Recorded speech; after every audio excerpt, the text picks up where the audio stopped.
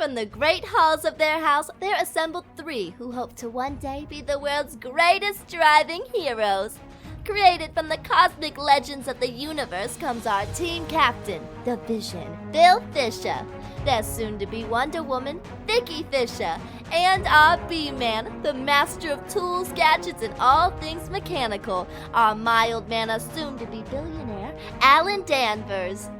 Their mission? To fight injustice, share what is right and wrong, to get you out of your house and come out racing with them and serve all mankind. They are the Garage Heroes in Training Team.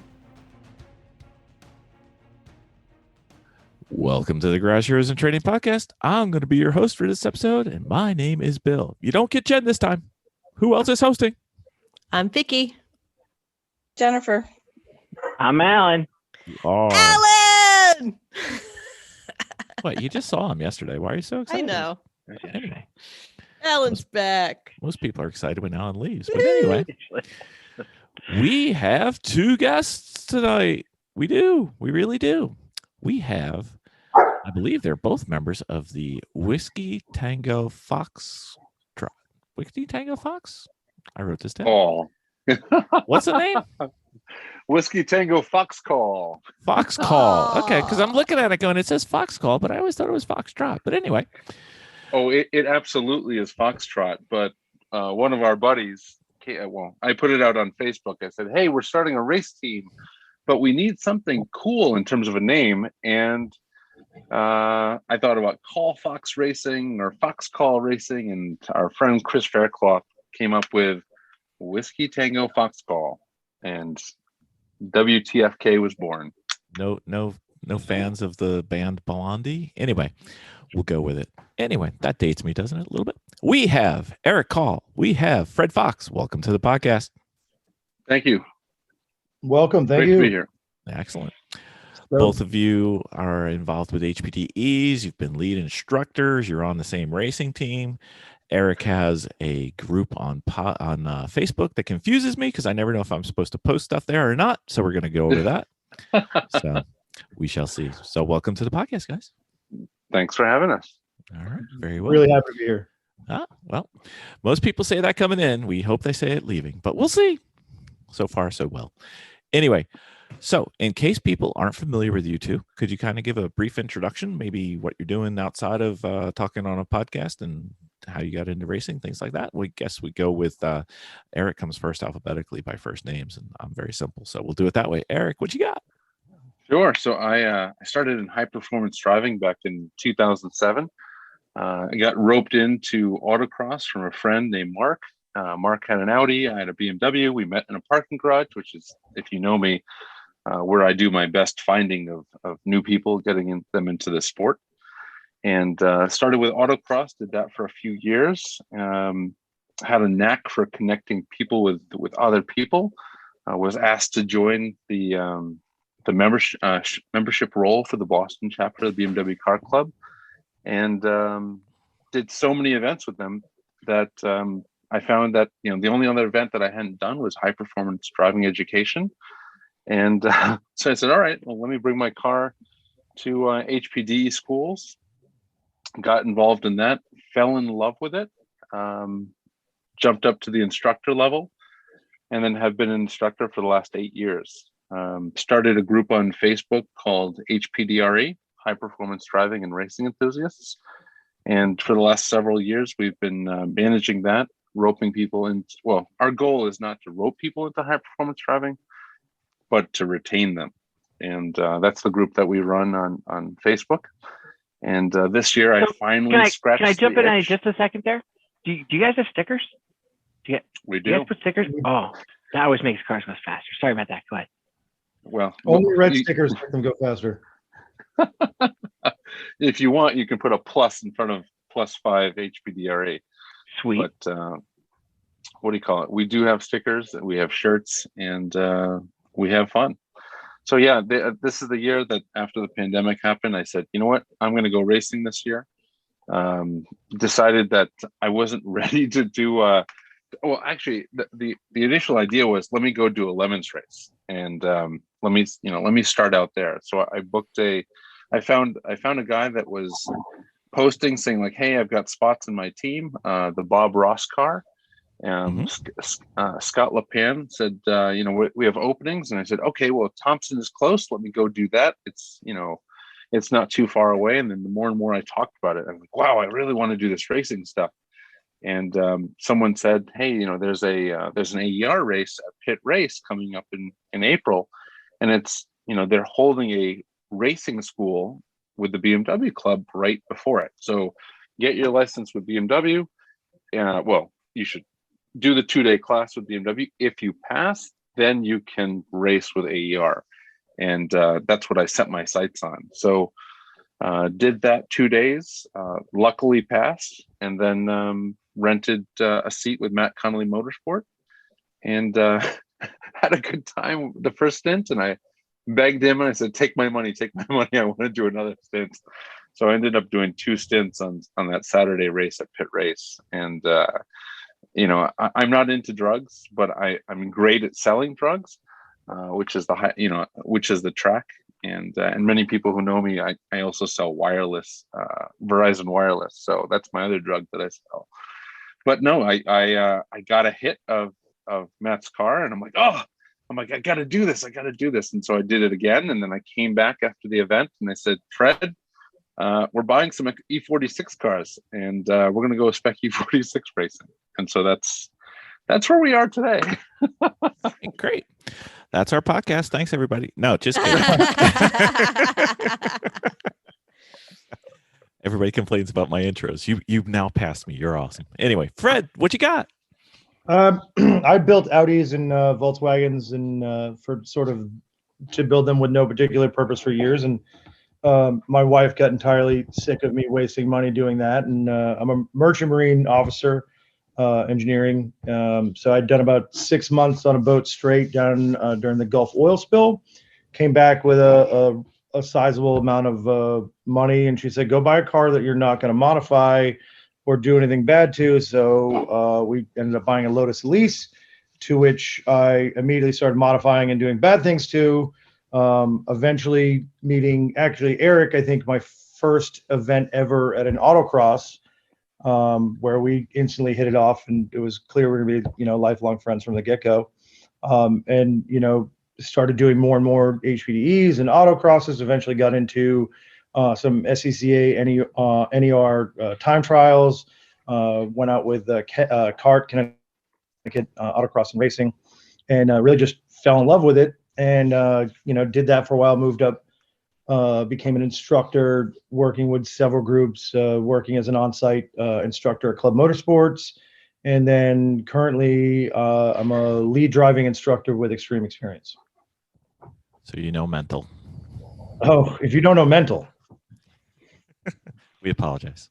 Yeah, that apology I will take.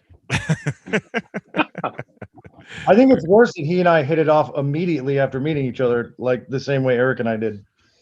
So someone has to tell me who Mental is, because I got a friend request from someone named Mental, and I just declined it because I didn't know who that was. Just accept it. He's awesome. Yeah. Christian Ward. He's awesome. Christian call sign Mental Ward. Yep. Okay. Yes, he's a pilot. Yeah. And that was his call sign, Mental. That's what his fellow soldiers would call him. Yeah, that's what we call him at XX as well. And it fits him. It does. So if you know Mental, do you guys have any bucket list items left? So I actually want to do the Rolex 24 as a driver, and I'm hoping that Fred will do it with me in the next 10 years. What do you say, Fred? Should we do this? Any damn time, any damn place. So that is the goal. We want to take Whiskey Tango Foxball to the 24 hours of Rolex. Wow. So how do you guys choose your cars? I mean, I think Fred might have a bucket list item that Eric's not trying to get to either. Yeah, I mean, your choice of vehicles that you choose to drive. What do you like about them, and how did you get there? I'll start first. That one. Yeah. I've been a BMW fan for my entire life. My dad bought a he brought home a E30 325 IS on June 6th, 1993.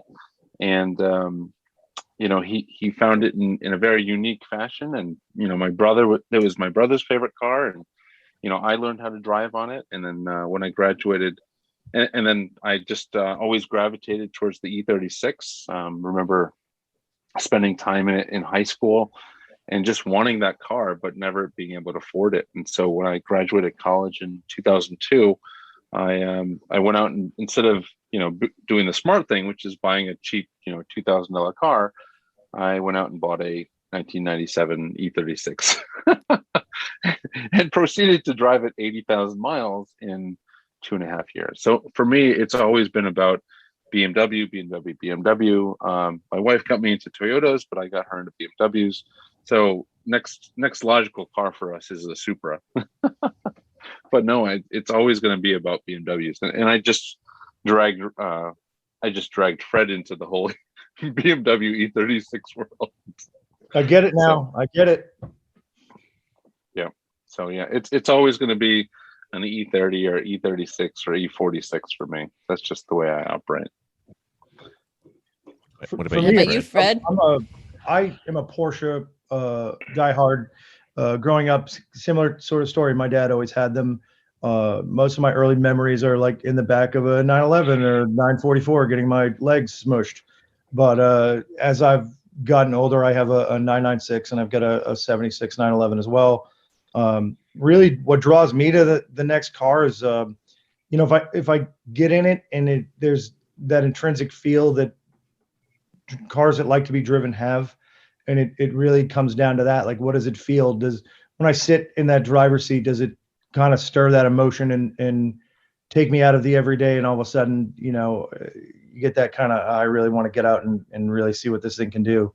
And that's always been sort of a deciding factor with me. My 19-year-old son, we got him a BRZ so he could start learning the fundamentals of driving and car control. So, yeah, I don't know if that's not really succinct, but it works. There's nothing succinct about me, Fred. So yeah, I'm like, how do I explain ADB car buying? Ooh, shiny. Can't say anything. Yeah. All right. So, when you guys are racing and on your team, what are your natural positions that you fall into on the team?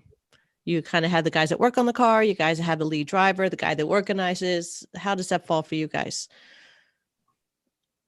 Our team is so new. We haven't done a race yet.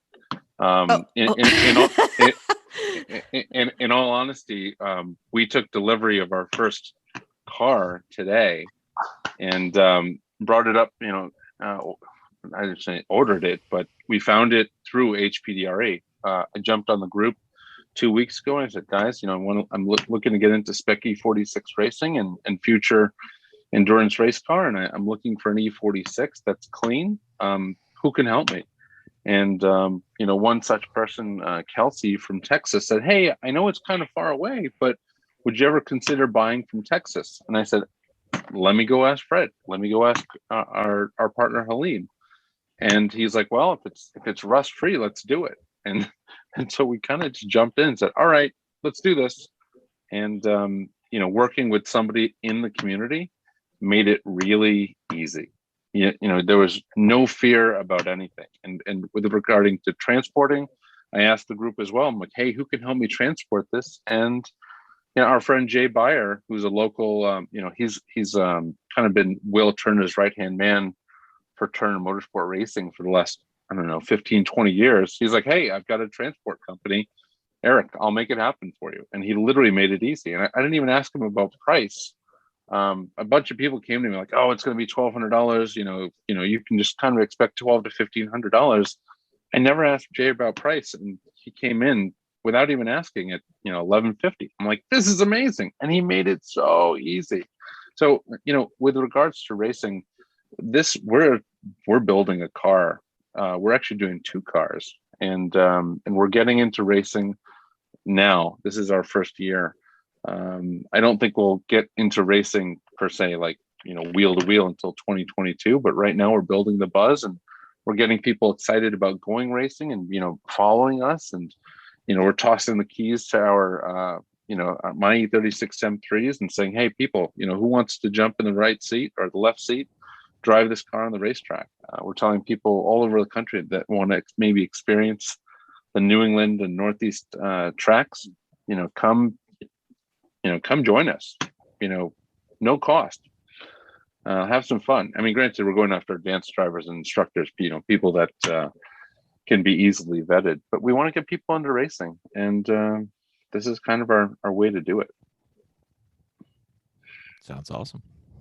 No, it's important to both of us that this becomes as accessible as possible to the people that want to be out there doing it. And there's so many out there that have probably sat and dreamed about what it would be like to drive, an M3, a Miata, what have you, on a racetrack. Well, this is our way of trying to get them in, giving back to a community we both care very deeply about, and really just trying to grow, elevate, and create this attitude of positivity and growth and just awesomeness, for lack of better words. Nice. Danvers. Well, I can't read. I can't read. I have to There's look no at pictures. numbers. But I can give you a picture. Yeah, Okay, numbers are hard. numbers are hard. Yeah. So do you have any, I guess, for the upcoming season, do you have anything going on with your schedule, or what's your season look like? Well, both of us are instructors, so we're always going to, offer our services to sit right seat with whichever club.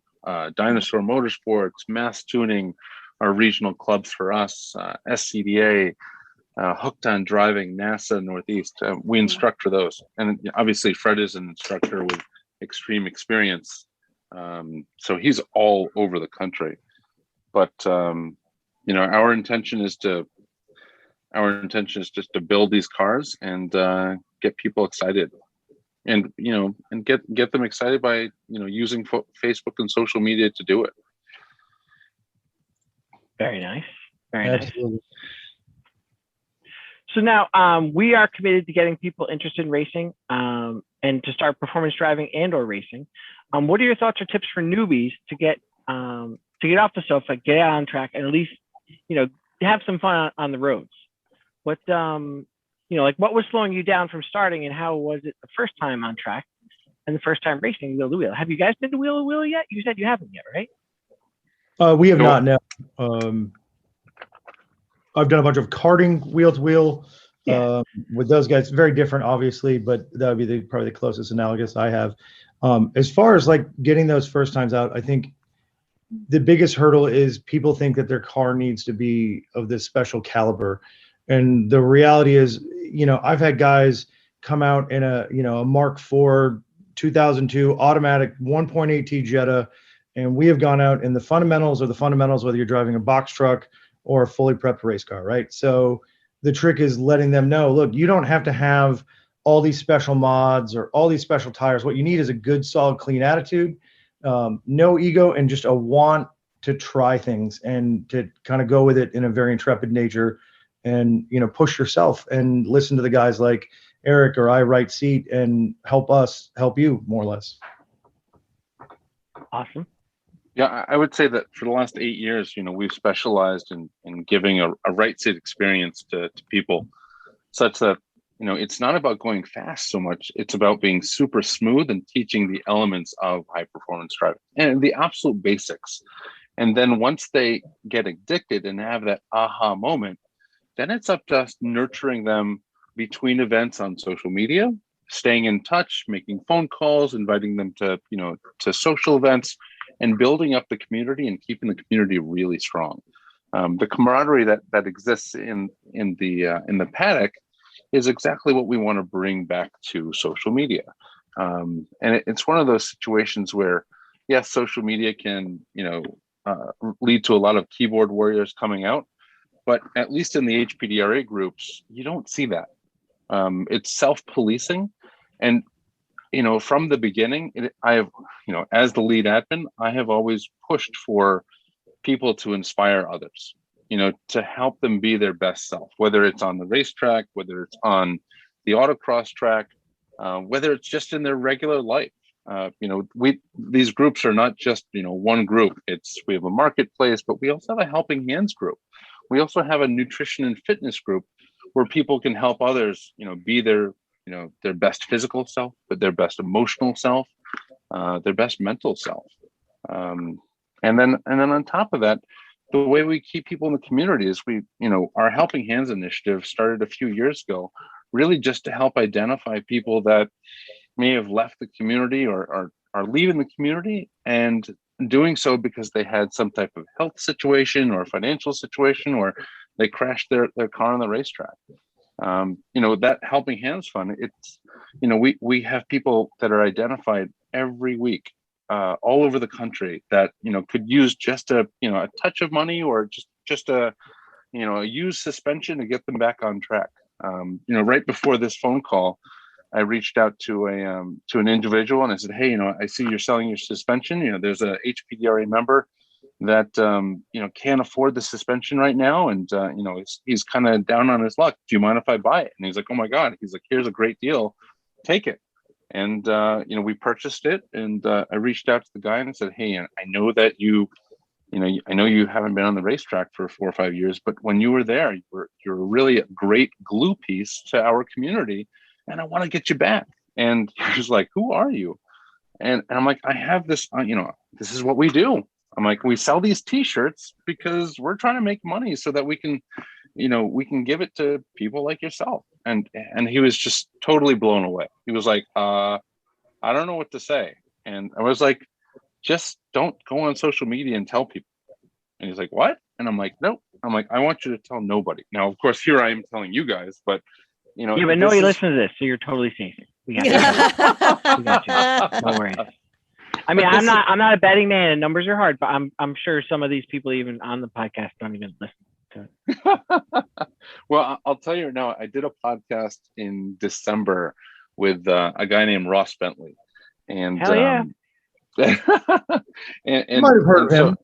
So Once or twice, it's funny. So 4 or 5 months later, I get messages from people saying like, oh my God, I heard your podcast, and do you remember me? I met you like 10 years ago, and it's just so great to connect, and I love what you're doing, and it's great that you're inspiring people, and I'll definitely let you know if I come across someone that that needs a helping hand. And this is just what we do. I mean, yes, we're not in racing, but if we can just do what we did with high performance driving and the Helping Hands Fund in the last 5 years, and now we're going into racing, it's going to explode. I'm excited. And I was telling Fred this, I'm like, I don't know if I can go back to instructing after racing, because a month ago, I did 2 stints at Pit Race in AER, and I am addicted. Yeah, I don't know what that's like. I haven't really ever felt that, that they're right. Vicky, how about you? Anything? No? Soon.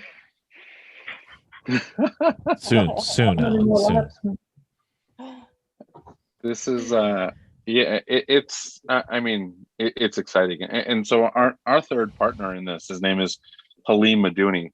So Halim owns a shop in New Hampshire, and when he and I met Fred, he said, he's like, I've watched you from afar. He's like, you guys, he's like, you command a presence, you're respectful, and you make everybody feel like they're the only ones there. He's like, and I kind of fell in love with you guys. And he's like, and when I met you guys for the first time, and he's like, you had such great energy. He's like, so I want to see you guys go racing now. Enough of this high performance driving stuff. He's like, we're sending you racing. And no joke, I mean, he's our mechanic. We Fred and I pinch each other and say, like, what did we do to deserve this? I mean, this is pretty incredible that someone's willing to build cars for us. We tell him exactly what we want. He's like, I'll do it. I'll make it happen. I'll get it done. And things that I think would take like 5 hours. He's like, nope, I can do it in 20 minutes. I can swap seats out. I can put a roll bar in, no problem.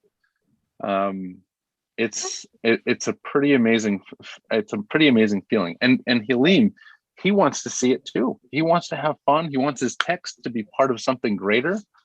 He too wants to go to the Rolex 24 in 10 years. So we're really blessed to be in the position that we're in. My dog wants to come in and say hello. So, Fred, what are some of the lessons in racing and the HPDEs that you might find that new people coming into the HPDEs that you're teaching are having the most difficulty with? I think the first thing is understanding that the track is not the same as the roadway. So we're not always trying to split down the middle like we would on a 2-lane road, and really getting them to understand that they can use every ounce of that racing surface to their advantage, and getting them to kind of move past that is always sort of the first hard struggle. And the next is looking up, looking as far ahead as possible. And, with Extreme, we're taking, on a given day, I may have 20 different students where we're going to go out for a lap session, and I've got about 12 minutes to really impart all of the wisdom I can, and hope their sponge of a brain soaks it up. And then we're going to go out in a $250,000 600 horsepower supercar and go do things they never thought they would be able to do. And I make it feel like it was in them the whole time, and it was.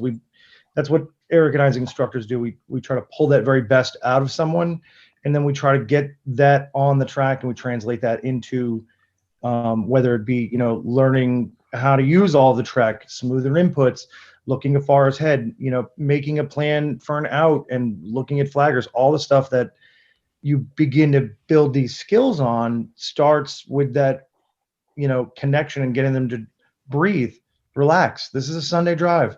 We're going to have some fun. And once you kind of broach that, it's, you move on to the next thing. All right, we don't have to just stay to the left. We can use left or right, or a little rumble strip. Go ahead, try that out. It's a lot of fun.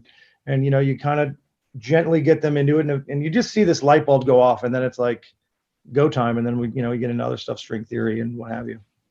Now, we've been into quite a bit of HPDEs in different areas, and I have not experienced, yours extreme experience. And I believe Bill is going to go into a whole segment on this. So, Bill, why don't you start us off on that? Because I have many questions. All right, so I have answers, hopefully. Yeah. So why mental? Oh, no. So we're familiar with HPD groups. We've gone to, I think we're up to 8 different groups now among our team. Extreme experience is different. Can you go into the differences between an HPDE and what the extreme experience is, and any differences in the drivers or driving that you'll see? And actually the programs also, and how you manage that in your instruction. And before Fred, before you start, it's important to note that the distinction between HPDE and HPDS. So there are high performance driving schools, and there are high performance driving events or experiences. And this is a terminology that it's best for us to understand your vocabulary first before we talk about schools versus experiences versus events versus even education. So education, if that's, so I guess I would ask you, those 8 clubs that you've gone with, are they schools where they have a proper classroom session? Yes, some have a proper classroom setting. Some do not. Okay. And so it's important to note that if there is no classroom setting, then it's not technically considered an HPD school. Mm-hmm. Whereas if it has a classroom setting, then if it does not, then maybe it's an experience of some kind, or it's an event. Mm-hmm. And so it's very, very important to understand that, because we have clubs in our local neighborhood, let's say like the non-BMW club, the non-Audi club, that they leave the instruction up to the instructor, and the instructor may not even be a certified instructor. That instructor may be an advanced driver that was anointed as instructor, but that instructor doesn't actually have an agenda that he imparts to the student over the course of the day. And so it's I hate to say let's call out those clubs, but the last thing I want to do is lump HPD experiences, HPD events, and HPD schools into one one basket, so to speak. Okay. All right. But so, Fred, explain how the classroom operates. What exactly are your levels in extreme experience? So it's really, we see a lot of repeat business, but it's really just sort of one level, right? So you're going to come in. Generally, people are going to book their experience, the car they want to drive, and we have literally a laundry list of everything you would ever want to be able to drive: Lamborghinis, Porsche GT3 RS, AMG GT. I mean, all the stuff that we as people who love cars are wanting to drive, right? And so you'll book your time. It may be a Ferrari, it may be a Lamborghini, but you come in at your designated time. You go to a class. It's a brief class, and our program is set up so that it's very user friendly. Meaning the way we cone the track is done in a traffic light pattern, right? So you've got red, green, yellow. We set a pointer cone, an apex cone, and we use the same language from the moment that student steps into our environment to the moment they leave, right? So they're going to go through a 15 to 20-minute class with one of our seniors, and they're going to go over all the basics of how we're going to drive, throttle inputs and where to look and how to be there, and steering wheel inputs. And it's a real intense but brief primer on what they're going to be getting into, right? And then we put them in, if they've elected to, one of our what we call lead car, right? And that's going to be, we're running the Hellcats currently, and we're going to put 3 people in that, and that becomes a mobile classroom, right? So the guy driving that is now going to be pointing out, hey, this is our apex, that's our pointer cone, we're going to be lifting here, we're going to brake here, and you're going to do 3 laps like that. And that gives that driver, now we've gone through class, we've got this 3 laps in the Hellcat, and now they're going to get out of that and they're going to go find the line for their supercar. And when it's their time, they're going to get in. And we're going to use the same verbiage when they get in the supercar with us and I'm sitting right seat. And we have very particular hand signals that we use in a very particular coning setup. And it's done in a way to take someone who, and I love every single person that's ever sat with me in these cars, but the vast majority have no business with zero experience taking a 600 horsepower car out on a racetrack. And so the game then becomes, how do I manage their expectations of this drive and keep us alive? Because you can get into some pretty serious trouble, I'm sure we all understand. And we're using that by, talking. We're making sure we're checking in with our guests. Hey, you all right, buddy? And I want verbal confirmation because I want to know you're here with me in the car. We don't have extra brake pedals or controls. It's all my personality and their ability to listen to me. And so we go out and when we do our session, it's generally, anywhere from 3 to 4 laps. I've been known to give a couple 5 lappers every now and again by accident. And we go in and then we talk about it some more. And sometimes they come back and, but most of the time, these are people who have wanted to drive on track and don't have the place or knowledge about how to get involved with clubs. So I always use that as a term or as a time to really talk about local HB. So I generally try to look up on Facebook local clubs. So if they ask, I have a name to give them. And, it's a good way to, we've got some people that's what they've always wanted to do. I've had guys that were, stage 4 terminal cancer. And the only thing they ever wanted to do in life was to drive a Ferrari. And we get in and he's in tears and I'm in tears. And it is like emotionally grueling at times, but it is so powerful and energetic and just wonderful to be part of. And, you get to share this absolutely unique experience with this person in their dream car, and you get to facilitate them. Sometimes it's, I want to go 150 miles an hour. I just want to hear what a Lamborghini sounds like to drive. I had an 83-year-old woman. I think she did 38 miles an hour around New Jersey Motorsports Park in a GT3. And we turned the radio on and she just had a good time. And it's about, for me as an instructor, it's about getting that aha moment, but it's also about tailoring it so that we can teach them at their level and get the most out of them, regardless of what their end goal is. That makes sense. It does. So do you have any students, I don't know if we should call them students at the at Extreme Experience, but do you have any people that it kind of lights a fire to, and they just they realize, hey, I could do this, and then they start taking it a little more serious, maybe going to an HPD, maybe eventually going to oh absolutely. And I willingly give out all my social media to them so that if they want to reach out, I never have a problem trying to connect people up with whatever the locality is about getting out, or, a lot of times in the Northeast, we've got a bunch of events up there. I know exactly where to point them, but, I'll be in Miami tomorrow afternoon getting ready for the next event. And then I'll be, I think, New Jersey after that. And then I'm out to Colorado and all over. So you got to learn to see what's out there. But also, there's some people that it's too much, and there are others that they just want more and more. I mean, I had one guy last weekend, he wanted to drive every single car that we had. And he was like, I want you as my instructor. So,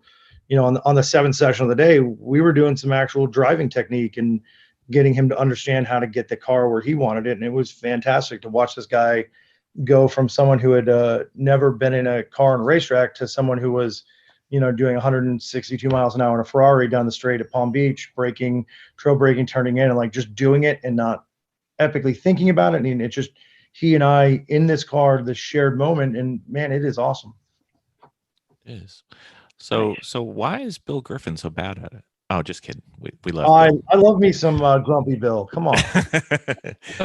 Jen had Bill at Gingerman for her instructor, so he's a good guy. We see him as much as we can, and that's at Great Lakes, so that's awesome. Oh, he's been a constant form of information, encouragement, and pushing to get the best out of me and the best out of our students, as well as mental. Everybody that instructs with us has an absolute passion for what we do, and my goal is to bring that level of enthusiasm, commitment to to Team What the Fox Call, and use that energy to drive us. And I think it's there personally. So that's a great point. You say how the excitement really gets, and it gets so exciting. What about the negative experiences of some of those right seat experiences? Any funny anecdotes of things happening that weren't expected? Oh, I mean, I expect that every single person that sits in that driver's seat is trying to kill me on some level. Oh yeah, be it subconscious or hopefully subconscious. So you already know Alan then? Yeah, I feel like you've definitely driven one of the cars horribly, but we can find out later.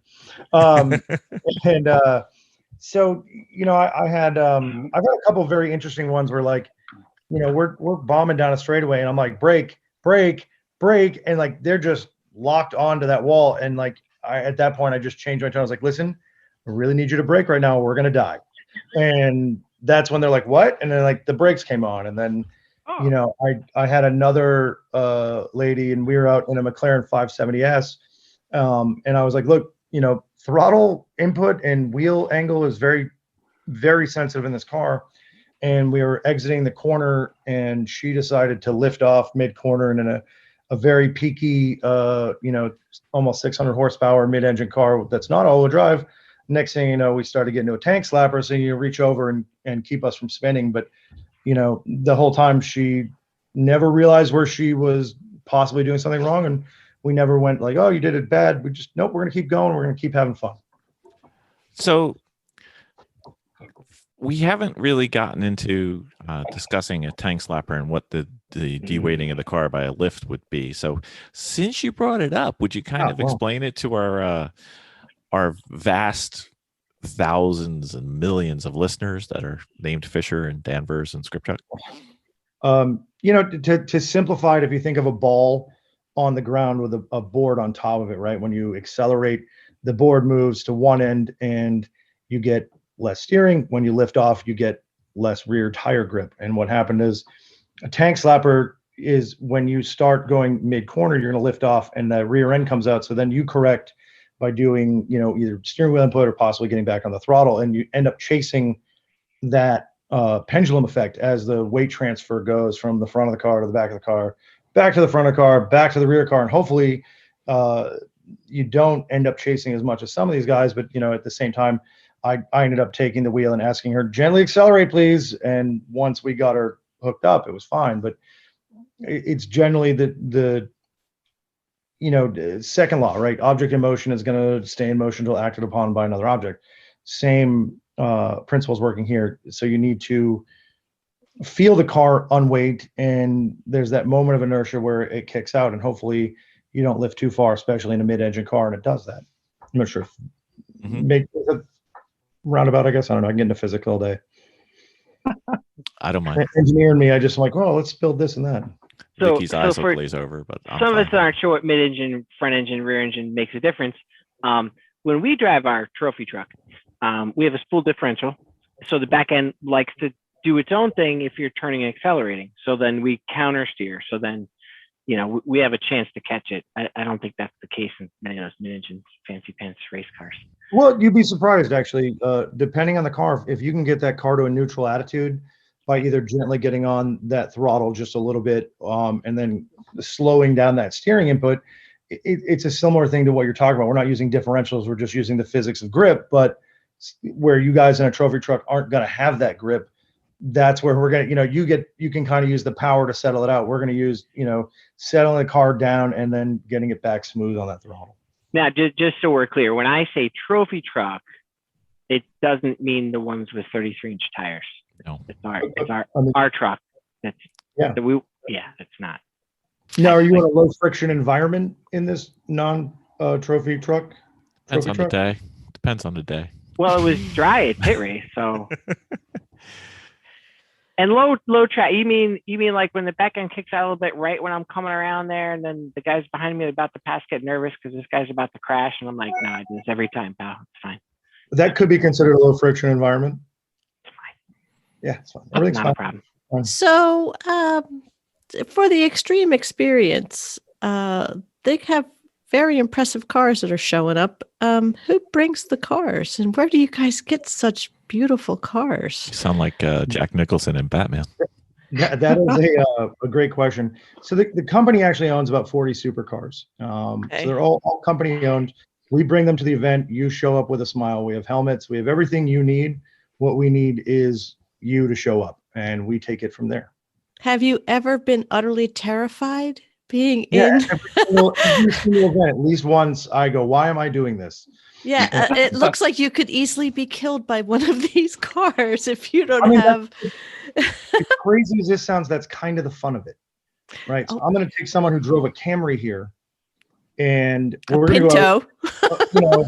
in a brand new Lamborghini, Huracan Evo, and I'm going to do my best to get a very, very quick read. We're going to have some conversation about hand signals and how we're going to work in the car, and then we're going to go out. And about 45 seconds after meeting this person, I'm on a racetrack with them in a car that can do some real serious speed.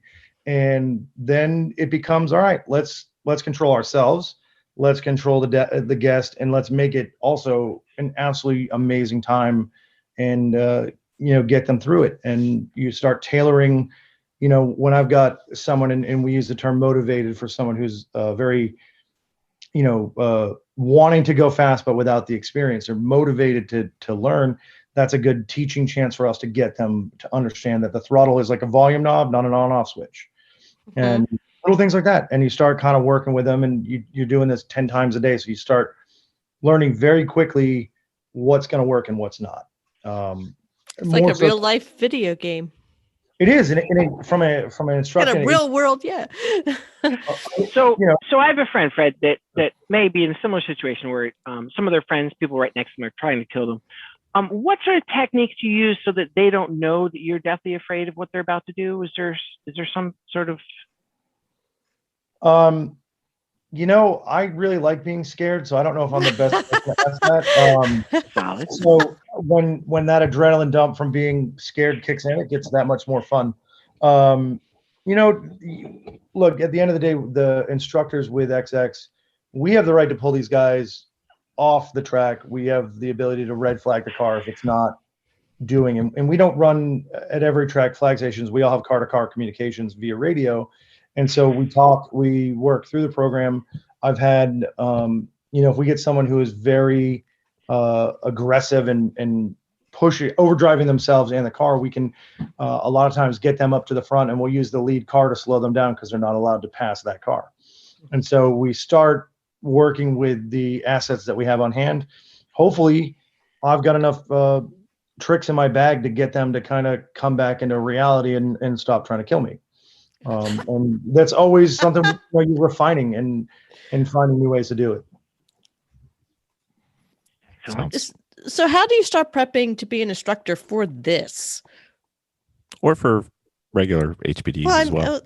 I mean, there's HPDE. This yes, this is a version of HPDE. Yes, I understand that, but this is like 2.0 and 3.0. This is extreme. So, It's kind of like an extreme right. experience. So, I'm sure you just don't pick up anybody. No, I'm no, sure there- you have qualifications in order to go to extreme experience versus just a regular HPDE. So we refer to that as a tour and a team, right? Because we are absolutely a team. We've got tech, we've got instructors, we've got front of the house, we've got every ability that, because you've got to run this entire event with a full staff, right? So we had for the teams something to the effect of like 400 people apply to be instructors with us last year.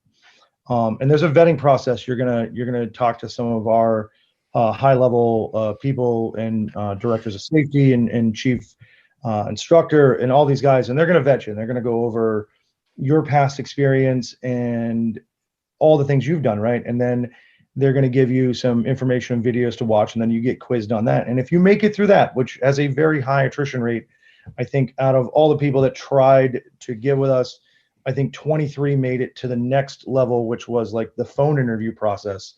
And once you get through that, you're then allowed to go to one of the events, is what we call a novice instructor. And from there, you're going to be paired with, and God help you if this happens, mental or someone like me. Oh. I was going to say this sounded good right up until then.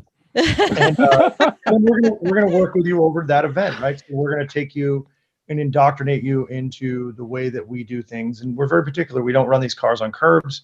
We stay 3-foot distance on the track at all times. We don't go near the edge because it turns out a Lamborghini wheel is like $5,000 and they're very easy to bend. So we don't want to have to tell our guests, hey, congrats, I'm glad you had a good time, but also here's your bill. And so we do this to keep the guests having a good time, to keep the assets being the cars in good running shape. And then, so from there, you're going to go through, you're going to learn our ways. And we're going to bring you up to speed. And at some point, you're going to go out with one of the instructors and you're going to drive, and we're going to give you how we instruct. And then we flip the script, and I get in the right seat, and I get in the left seat, you get in the right seat, and I get to go out, and I like to pretend that I have no idea on how to drive a car. And I try to put a little bit of fear into the novice instructor, because they will very quickly be coming across someone exactly like me. And I want to make sure that they're not going to lock up, lock out, or just give up. Because that is the number one thing. Do not give up on these people when you're on a racetrack. It's everything to stay with them. And you start pulling and trying to find ways to get them to be there with you. And that's how you start it, and then we'll go and we debrief, and every car is wired for video. So we'll go do that. And then we're going to look at that video and dissect it and talk about the things that we've done and how we can improve. And then we're going to go do it again. So when it comes to selecting, say, for instance, okay, I am done with my HPDs. I've been driving for a while and on my car training. What do I need to know and learn, and how far do I need to be in my instruction, not my instructing, but in my learning process in order to jump into that? You need to have a very good understanding of car control and dynamics and how to explain them to someone who has no idea what those words mean.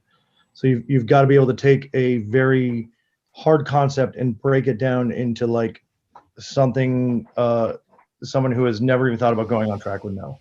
And so we don't use terms like track out or that. We try to find more relatable terms. And you, as someone who has this depth of knowledge of driving, is going to have to take all that, translate it into like a language that is going to work with the average person, then also get that language the ability to translate those motions to that person. So it goes from, there's driving cars, and then we instruct people to drive cars, and then you kind of become learning how to drive people driving the cars when you're there. And so, you look for how long I ask them to do something, how long does it take for that to get through, and then for them to do it. And so you start kind of scaling how quick they're doing things to how quick they can absorb it and teach them to stay ahead. But long story short, have a willingness to push yourself in ways that you did not imagine you could do, because it is so wildly different than HPDE. I can't sit there and talk about the facets of apexing perfectly. I have to go get to that green cone now, please. get to that orange zone now, please. And then once you get them in the rhythm, then we start, kind of getting a little more intimate with why. But you've got to have that good understanding and be able to break it down to like a 5-year-old. Understood. Sounds like Alan could do this. I mean, you're going to put someone in a Ferrari that's never driven on track, and they're already, for someone who has driven on track, they're a handful. So you've got to get it easy, digestible, and correct quickly. I hope that answered. Oh yes, you did. You did for sure. So what's the biggest thrill you get from instructing, be it at the Extreme Experience or at an HPDE? Eric, I've been talking a lot. I want you to take this one. So the biggest thrill for me is that the student goes home with their car intact, shiny side up. I should say that's the second biggest thrill for me. The first biggest thrill is when they understand, wow, that's high performance driving. It's not about just driving fast on a racetrack. It's about driving the car so smoothly as if their manual shift car was an automatic, where you're driving this car as fast as possible from turn in to apex to track out and all over again. And visualize this, a cup of Sprite not spilled while driving the entire day, keeping that liquid in the cup while driving as fast as possible. So if a student comes to me and says, hey, I just want to drive fast, my goal for him is really to impart what high performance driving really is. And when they get that, concept of, wow, I didn't spill the Sprite, I drove fast today and I learned something, and they have that aha moment, that's the best part. I never thought of the Sprite thing. That's something I might have to try. Yeah, I take instructors out and students out all the time, and they're like, Eric, show me this track, and I will go around the track, within reason, fast, but it should be so smooth that they don't get sick. When I'm turning the steering wheel and I'm shifting, they can't feel the motion change. They can't feel any type of tank slapping, any type of momentum shift between front and back. And my application of throttle, my reduction of throttle is absolutely smooth. My addition of braking, my reduction of braking is absolutely smooth. My shifting, my downshifting, my heel toe, absolutely smooth. And that is what I'm trying to impart, because I want them to leave and say, wow, he was really smooth. And I want to be that smooth, because anyone can be fast. Fast is a relative term, but that smoothness, that is what I want my students to aspire to. So you're like the driver in Ferris Bueller's Day Off with the coffee. Is it the coffee that sits on top? Was it that movie where he sits the coffee on top of the dashboard and the student has to drive, and if he spills it, he fails? Correct. And that is exactly what we're trying to impart to people. I don't even, when I am assigned a student and I've never met them before and I'm at the racetrack, I have literally 5 to 10 minutes to qualify how this day is going to go. And how do I do it? I sit them down in the seat and I say, all right, how long have you known this car? Oh, I've had it. And they tell me how long. And then I say, all right, well, tell me, how's your throttle control? And mind you, we haven't left, the paddock. And they'll usually say, oh, it's great. And I will say, all right, great. Show me that you can hold 2,000 RPM for 3 Mississippis. And I will watch them struggle holding 2,000 RPM. And once they finally get it, then I'll say, all right, great. Bring it up to 3,500 and hold it there without passing 3,500. And most times, now that they've seen it, how hard it was to get to 2,000 and hold it there, now they'll start conceptualizing, oh, wow, this is interesting. And so they'll bring it up to 3,500 smoothly. And then I'll say, all right, hold it there. And then we'll drop it to 2,500 smoothly. And the whole concept of this is I'm trying to show them that how little you have to modulate the throttle to keep the Sprite in the cup. Mhm. And so now when we go out on the racetrack, when my goal, which I've already told them, is to keep the Sprite in the cup, I want them not using the throttle or even the brake for that matter as an on-off switch. I want them progressively adding throttle or reducing throttle, progressively adding brake or reducing brake. And if we're coming into a braking zone, I don't want them to stomp on the brake. I want them anticipating what the braking zone is. I want them anticipating the reduction of throttle zone so that they can balance the car through the turn and down the hill or up the hill, depending on which track we're at. That's what I'm trying to impart as in high performance driving, and working in conjunction with a classroom instructor at a proper school. This is what we do. Someone hinted to NASA Great Lakes. In my personal opinion, I think NASA Great Lakes does the best job at imparting high performance driving education to driving school attendees. Who was that went to NASA Great Lakes? We all do. You all do? Yeah. And what are your thoughts? Do you think they do a decent job, good job, terrible job? We drive very, very far to all their events because it's worth it. You know, Okay. I mean, we've gone, I think the farthest we've gone is 15 hours one way. So it's just, that's where we go if we really want to do it. And then we go to several others just for track time. But Okay. if we really want to learn, we go to NASA Great Lakes. Got it. Understood. And how would you say that they're the top of the game when it comes to driving schools, or is there someone better?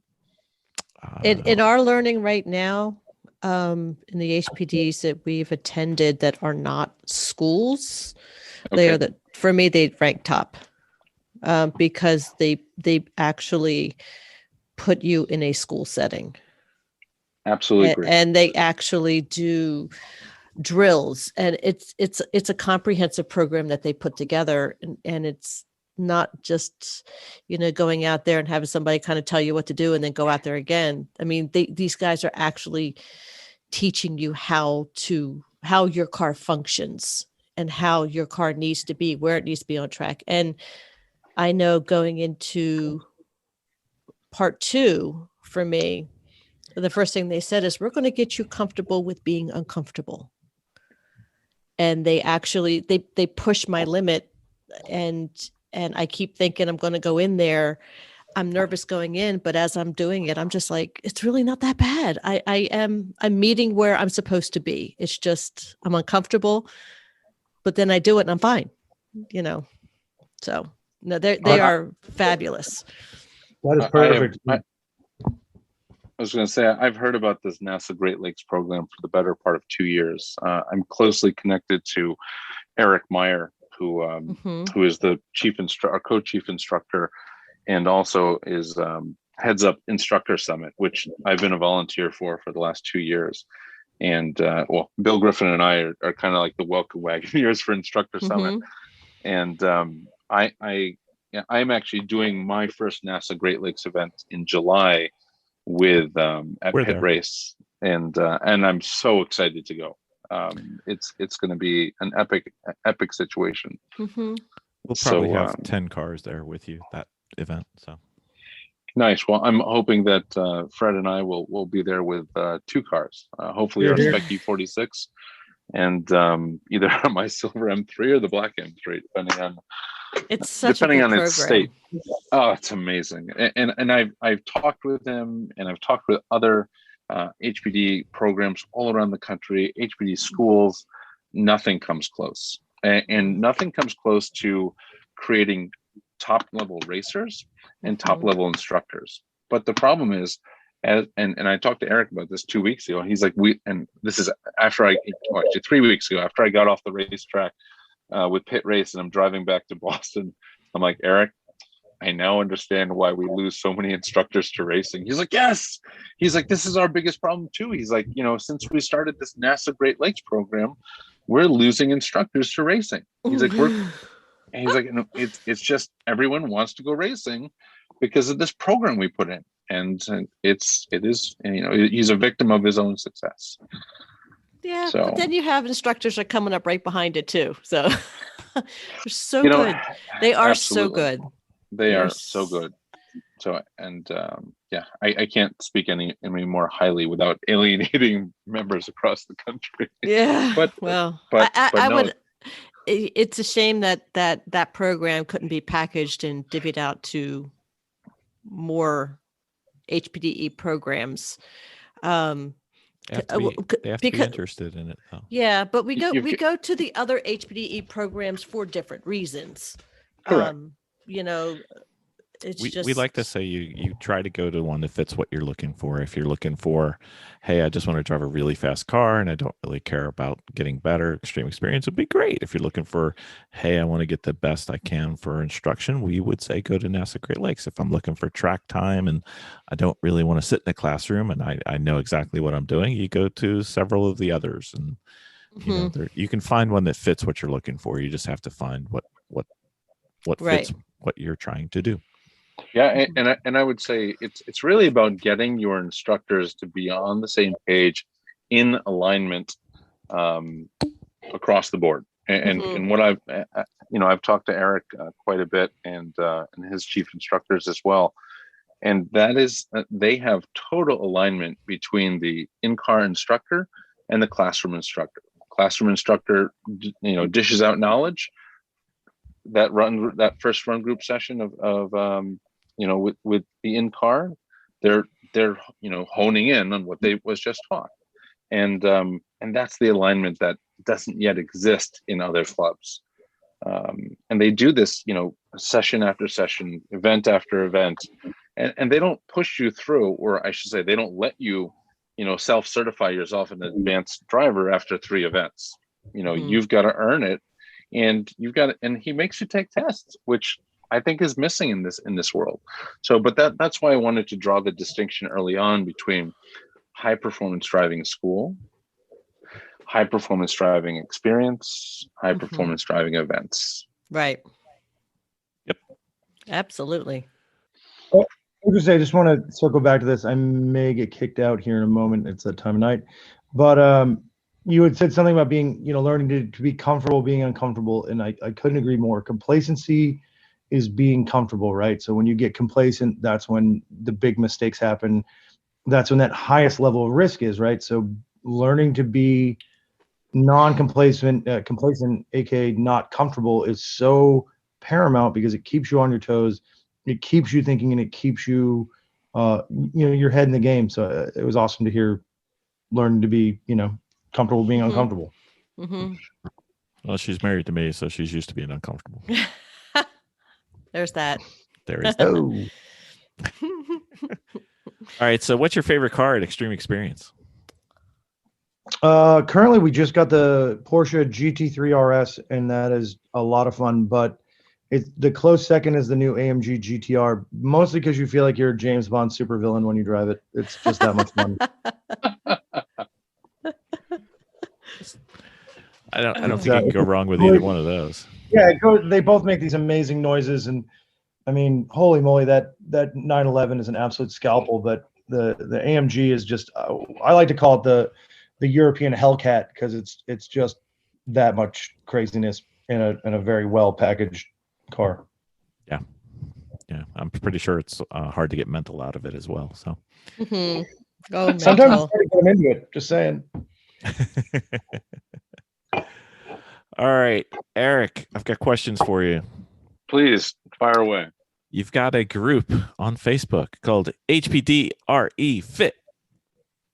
I do. What are your goals and aims for that group? Well, it's not that there's a goal, but I started that group about 4 years ago because I had lost 179 pounds with nutrition and exercise. And so I was 427 pounds, and I'm 6'5", so I was able to carry it well. But I lost 179 pounds, and I'm like, okay, how do I ensure I don't gain it all back? And so I created that group as a accountability group for myself, but then also to inspire others to say, like, hey, you want to be faster in the race car? Let's focus on your nutrition and fitness. And so, as we've gone on through the years, people have jumped into the group and say like, hey, community, help me out. Eric, told me to come join.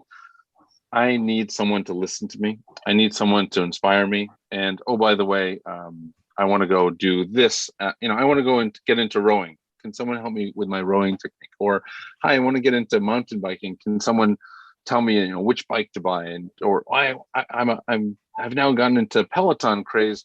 Who else is in Peloton that we can do, a ride together? So it's a way to bring the community together with a focus on nutrition and fitness. So the goal is, I don't want to gain the 180 pounds back, and I don't want my friends to gain all of their weight back. Now, granted, the pandemic did some nasty things to all of us, but with the community behind us, we can be faster everywhere together. Sure. So let's say you had 10 extra pounds to lose. Not that I'm speaking from experience. The cost of losing your 10 pounds versus the cost of converting your car into pieces of carbon fiber, what would you think would be cheaper? Well, cheaper or more time effective? I mean, both, because it goes in every car, right? I would tell you right now, it's not about the 10 pounds. I would say focus on your mindset, cleaning up your mindset with proper nutrition. So you don't necessarily need to lose 10 pounds to get faster. I would actually tell you to look at what you're eating a week before the event, and clean that up. So between you and me, or between you, me, and everyone that's listening, I play volleyball twice a week, competitively. Sand volleyball, 3-on-3, 4-on-4. If I eat garbage food a week before, or I just let it go, I'm not going to be mentally fit or focused to perform at a super high level. If I have sugar or carbs, well, I can have carbs, but if I have sugar 12 hours or 15 hours before the event, I know that I'm not going to be laser focused for that matter. And my performance is going to suffer. The same thing holds true for racing. You don't need to lose 10 pounds. Your better bet is focusing on your nutrition and your hydration, so that you're ready to go. Right. And that would be my better advice for you. But I can't tell you the number of times I've seen racers talk about drinking beer the night before, or showing up to the driver's meeting and they've got like 3 Red Bulls, 1 Red Bull in the pocket and 2 in the left hand and one in the right hand. What are you doing?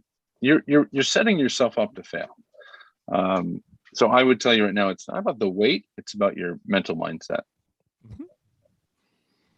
That's good. Very well. You probably weren't expecting that. No, it's fine. I was just going towards the, I can put some carbon into my race car, but it only goes into the race car and costs thousands of dollars. And if I save 10 pounds on me, it goes in every car I get in. So yes, we're in the process. Absolutely, we're in the process. Yep. So it's that time, Vicky. Are you sure we should do this? Okay. I don't know. How long do you guys got? I don't even know what time it is. I've got a client call at 9 p.m. So what time is it now? 8:15. We got time. Oh, we got time. Vicky. Okay.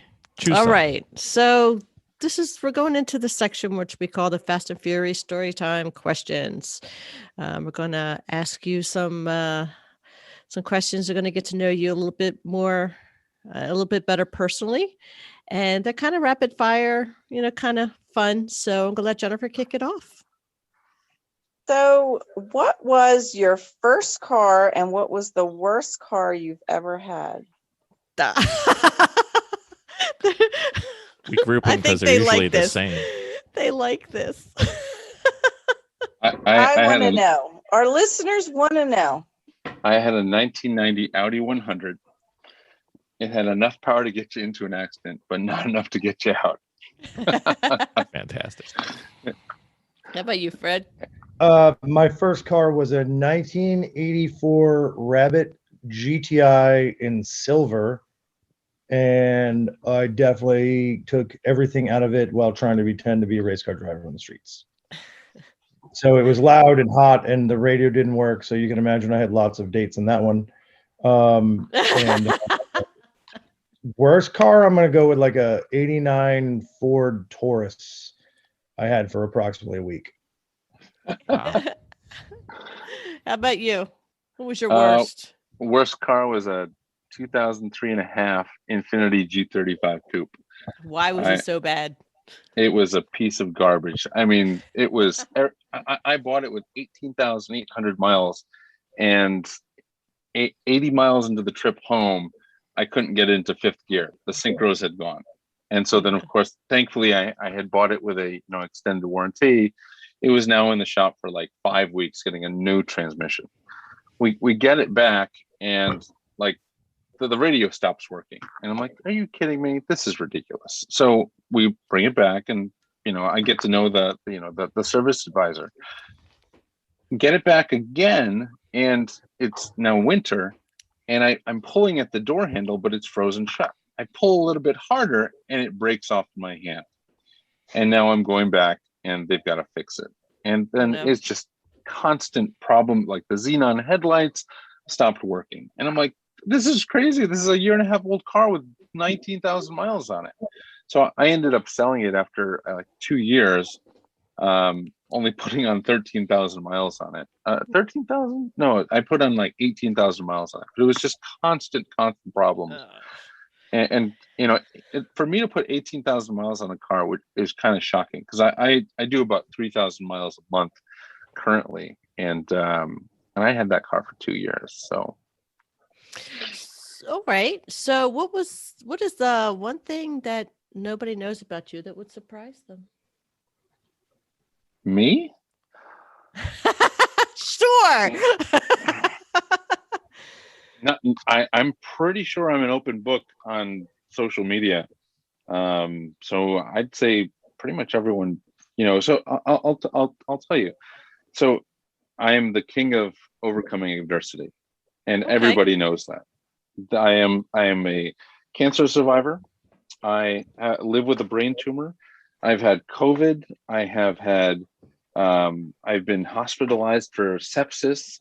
I have been, you name it. I lost a ton of weight, and I'm a former CPA, and I quit my job 8 years ago and started a motorsport company, and God, I do business in 45 states. I am everywhere. All right. I am. This is. How about you, Fred? I'm sorry. I think the thing that I used to, I'll keep it driving related, that I used to drive a horse and carriage through the streets of a city while I was in college as a job. So I'll That's drive awesome. horses, I'll drive cars, if you give me something to drive, I'm going to drive it. We haven't had that. Did you apex your turns with the horses, or were you? Yeah, but the turn point's so far back that you really have to be particular about getting that horse woed up to make that turn. Yeah, the rotation's tough too with those wooden wheels. Dad jokes all day. No Any worries. tank slapping? No, none of those. Some butt slapping on the horses occasionally. There's no Beefaroni. tank to slap there. All right, And so that's what I have with my wife. So stealing from Spike Ferenson's podcast, he has this concept called a taproot car. It's the car that got you into cars. It could be a Hot Wheels car. It could be a neighbor's car. It could be your parents' car. It could be whatever. What is the taproot car that got you to be the car guy or girl that you are today? What do you think, Eric? You look least puzzled. 1984 Honda CRX. I fell in love with that car early on, and I started driving the car at the age of 13. So my brother was my parents went over to India for like 2 weeks for a wedding, and I wasn't really into cars at that point. This is like 1992 actually, and no, that's right. I was 12, not 13. So my brother left the car, and so I was staying with my brother in college. He went to UMass Amherst. I was staying at home. I was skipping school at that point, mind you, but I had watched him drive his stick so I one day I was like, you know what, I'm going to go do this. And so I took it around in the parking lot, and I think I burned his clutch, but I learned how to drive at the age of 12 in a Honda CRX. And so I'm like, this is so cool. This is awesome. Yeah, that's what got me into cars. I'm like, I got to do this. I got to do this. You know, and I learned at the age of 12 that, you know, it's not really driving unless you're actually shifting the gears. So no, that's what really got me into it. Oh, well, what is the car from your family that sticks out the most in your mind? Say that one more time. What is the car from your family that sticks out most in your mind from your childhood? Yeah, we had a 1987 Sterling 825S. So I don't know which. So it was like the Austin Rover version of the Acura Legend that came out in 1986. And so my dad had bought that. He bought it for $13,400 from a guy that was moving back to Denmark, and he was like, "Hey, you know, I'll give you a great deal." And my dad's like, "All right, great." And so we bought this car, and nobody else had it. And every time I mentioned a Sterling, people were like, "What? I never even heard of that car." But no, that is it was beautiful. It was boxy looking, it was sleek looking, it had like Connolly leather and 151 horsepower, and it was just always smelled great. Like the wood grain was just incredible. And 16 miles over 100,000 miles, the transmission went belly up because no one had refilled the transmission fluid. So it had no transmission fluid probably for the last 10,000 miles of its life. Who knows? But we lost Fred. Oh, that's why. Okay. Oh, okay. So we'll just continue. How about Jennifer? Yeah. You want to ask the next one? So, do you have a favorite race car driver, Do I have a favorite race car driver? or did you have one growing up? No, I've never actually been into racing, to be quite honest with you. And only recently, you know, have people said like, "Oh, you know, are you into F1?" And I'm like, "No, I'm not really into F1 except for this this Netflix series. What is it? The one that chronicles F1. The what is that? Drive to Perform or something along those lines." But no, I've never been into the racing. I'd say, you know, without sounding cheesy, Senna is pretty cool. I like his story, but except that he died. But I've never really followed, you know, racing per se. Mhm. I've always been about the people and about the community and about, you know, how the cars bring the community together. Mhm. So I often say to people, I'm like, I'm not really a car enthusiast. I'm more definitely a people enthusiast. Okay. So what is that car that got away? Wish you had back. Wish you Oh, never God. sold it. Yeah, so it's I had a 97 BMW 328 IS that I never should have sold.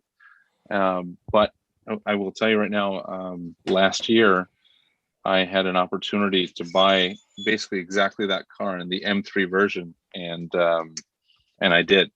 I said, you know what? I'm never going to get this opportunity ever again.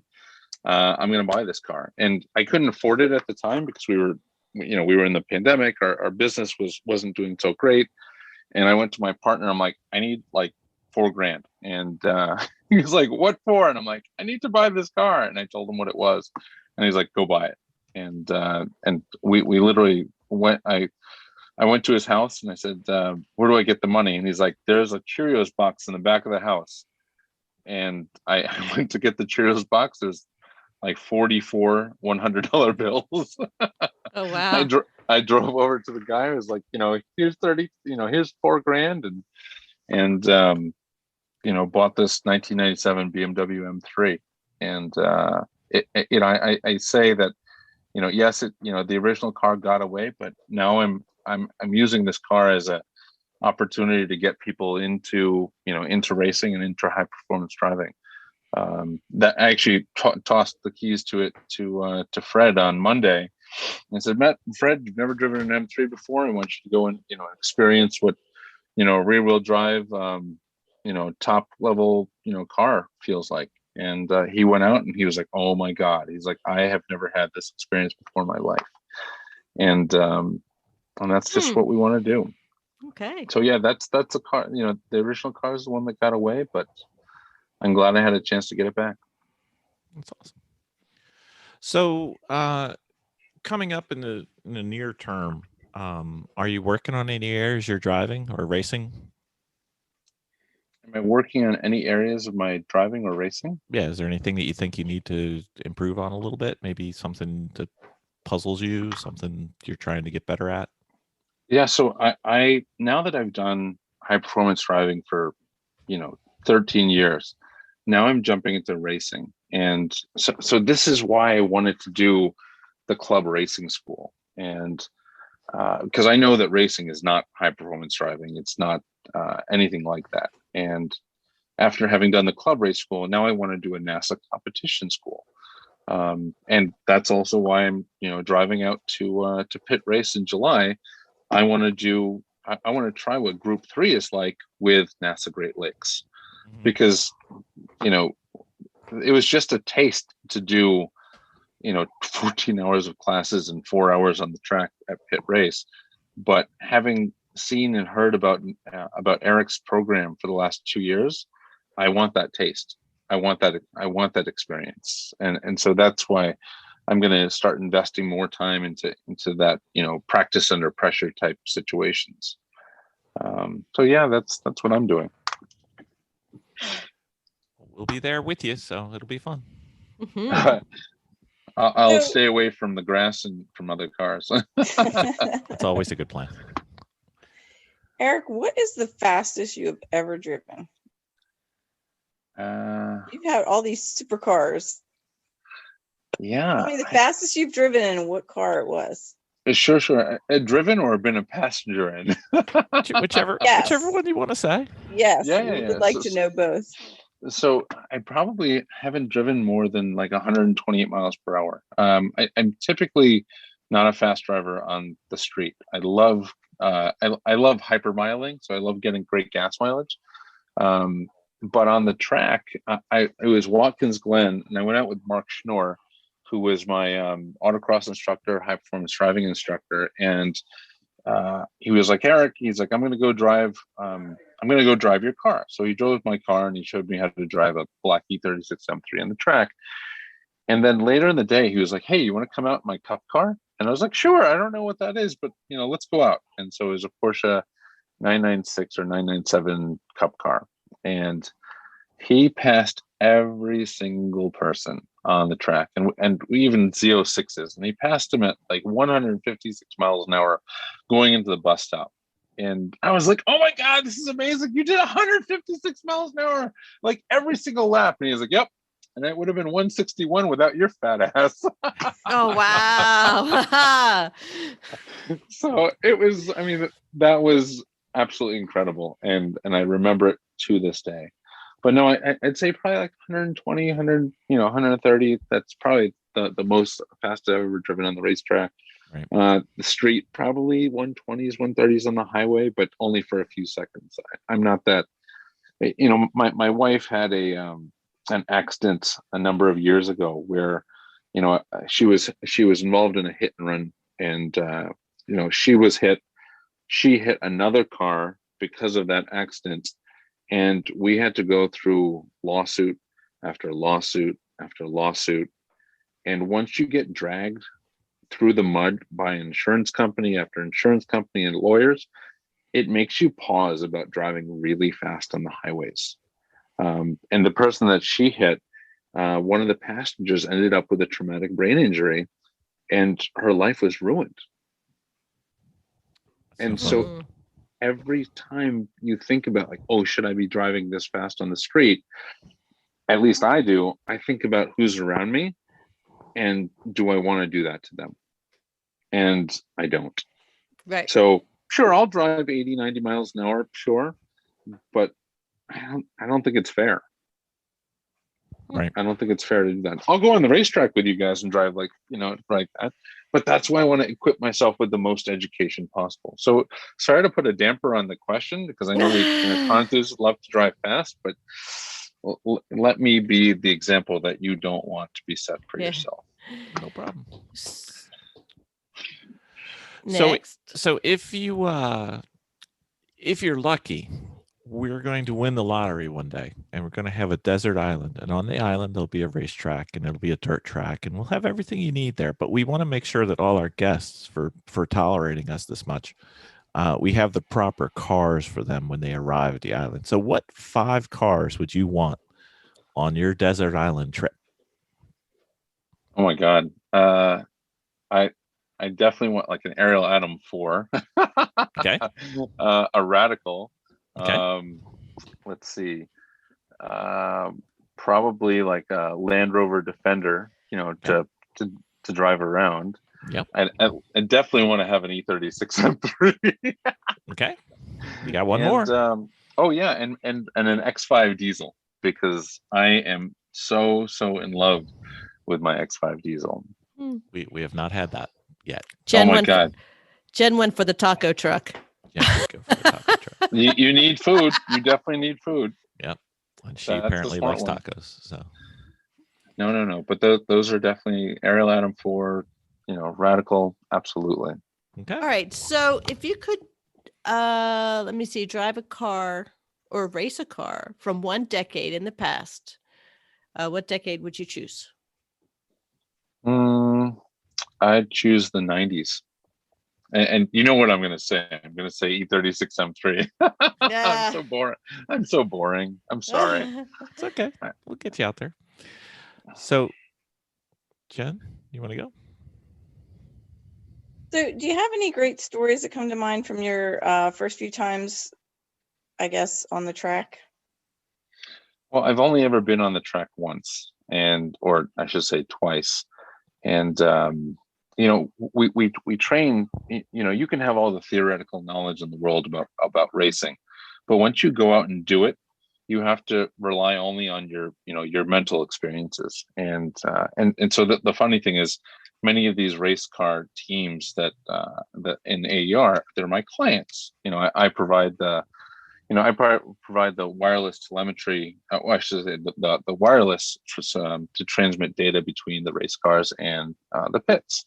And so, of course, I'm out there. I'm just like, this is amazing. I'm like, Patriot Towers, Random Vandals. Oh my God, this is Wii Racing. It's people that I've worked with, never actually seen them on the racetrack. And so that was a mind blowing experience. And so that was really, really cool.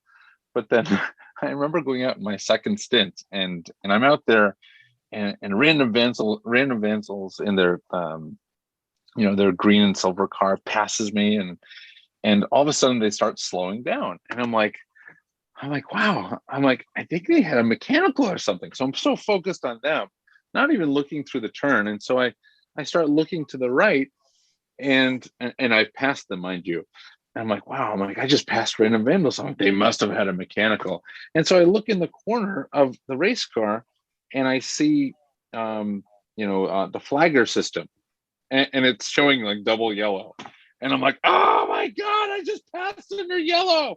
So of course I'm just like, oh my God, I was that guy. I can't believe I did that. I'm such an idiot. Because you hear about all these racing organizations where people are just so focused, so laser focused, they miss the flags. And we, in high performance driving education, the first thing we do with the students is point out the flagger station, point out the flagger station, point out the flagger station.